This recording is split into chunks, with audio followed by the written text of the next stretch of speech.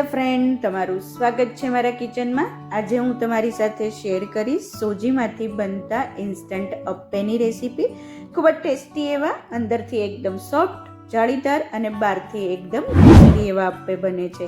શાકભાજીના ભરપૂર પ્રમાણમાં ઉપયોગ કર્યો છે, ખૂબ જ હેલ્ધી એવા અપ્પે બનશે। આ અપ્પેને તમે સવારના નાસ્તામાં, બ્રેકફાસ્ટમાં કે બાળકોને લંચ બોક્સમાં બનાવીને આપી શકો છો। તો ચલો એકદમ ઇન્સ્ટન્ટ એવા સોજીના અપ્પે બનાવવાની શરૂઆત કરી દઈએ। તો સૌથી પહેલાં એક વાસણની અંદર 1 કપ સોજી એડ કરી દઈશું। કોઈ પણ તમે નાનો મોટો કોઈ પણ સોજી લઈ શકો છો। અડધો કપ ફ્રેશ દહીં એડ કરશું અને અડધો કપ આપણે પાણી એડ કરશું। જો તમારે દહીં એડ ના કરવું હોય તો એની જગ્યાએ તમે 1 કપ છાશ એડ કરી શકો છો। સરખી રીતે મિક્સ કરી દઈશું। એકદમ સરખી રીતે મિક્સ થઈ જાય, લમ્સ ના રહે એવી રીતે મિક્સ કરી 5 મિનિટ સેટ થવા માટે સાઈડમાં મૂકી દઈશું। હવે શાકભાજીને કટ કરીને રેડી કરી દઈશું।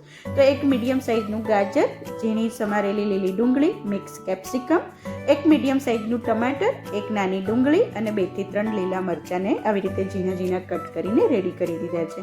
સોજી સરસ રીતે પલળી ગયો છે। 2 થી 3 ચમચી જેટલો ઝીણી સમારેલી કેપ્સિકમ, એક મીડિયમ સાઇઝનું ટમાટર, એક નાની સાઇઝનું કેરેટ અને આવી રીતે ઝીણી સમારેલી ડુંગળી, બધી વસ્તુને આપણે એડ કરી દઈશું।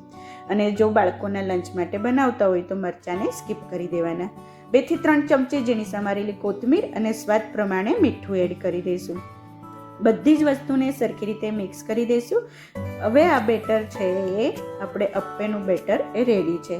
એકદમ સરસ રીતે મિક્સ થઈ ગયું છે। તમારી ચોઈસ પ્રમાણના કોઈ પણ શાકભાજી તમે એડ કરી શકો છો અને આટલું આપણે ઘટ રાખવાનું છે।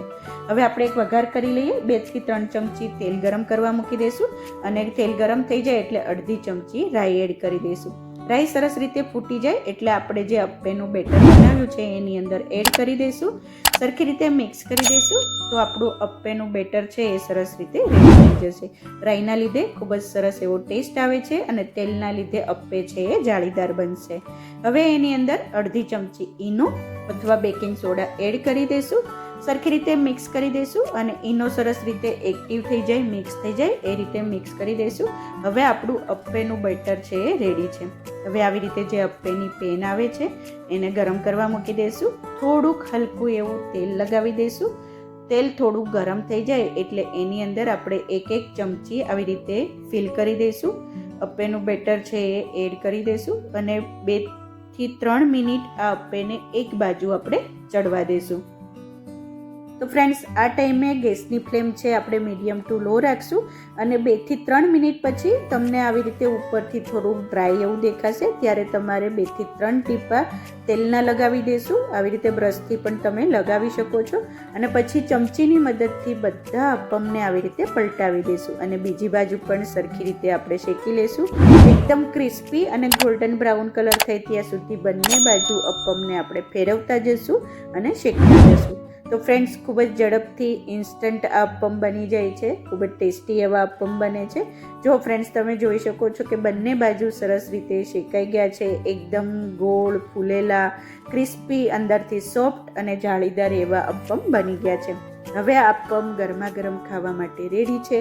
જો તમે સવારના નાસ્તામાં કે લંચ બોક્સ માટે બનાવતા હોય તો આ અપ્પમને તમે ગરમ ગરમ સર્વ કરી શકો છો। આ અપ્પમને તમે ટમેટાની ચટણી, ટોપરાની ચટણી, કોઈ પણ જે આપણે ઢોસા ઇડલી સાથે ખાવા માટે ચટણી બનાવીએ એની સાથે સર્વ કરી શકો છો। કોઈ પણ ચટણી ના હોય તો તમે ફ્રેશ દહીં સાથે પણ અપ્પમને ખાઈ શકો છો। તો ફ્રેન્ડ્સ, છે ને એકદમ ઇન્સ્ટન્ટ બની જતી રેસીપી। ચોક્કસથી તમે જો ક્યારેય આવી રીતે ના બનાવ્યા હોય તો ટ્રાય કરજો અને મને જણાવજો કે તમને આ રેસીપી કેવી લાગી। તો ફ્રેન્ડ્સ, તમને જો આ રેસીપી પસંદ આવી હોય તો પ્લીઝ લાઇક કરજો, શેર કરજો, સબસ્ક્રાઈબ કરી બાજુમાં રહેલા બેલ બટનને પ્રેસ કરી દેજો જેથી તમને મારી આવી નવી નવી રેસીપીઓનું નોટિફિકેશન મળતું રહે। Thank you for watching. ફરીથી મળીએ એક નવી રેસીપી સાથે। ત્યાં સુધી બાય બાય।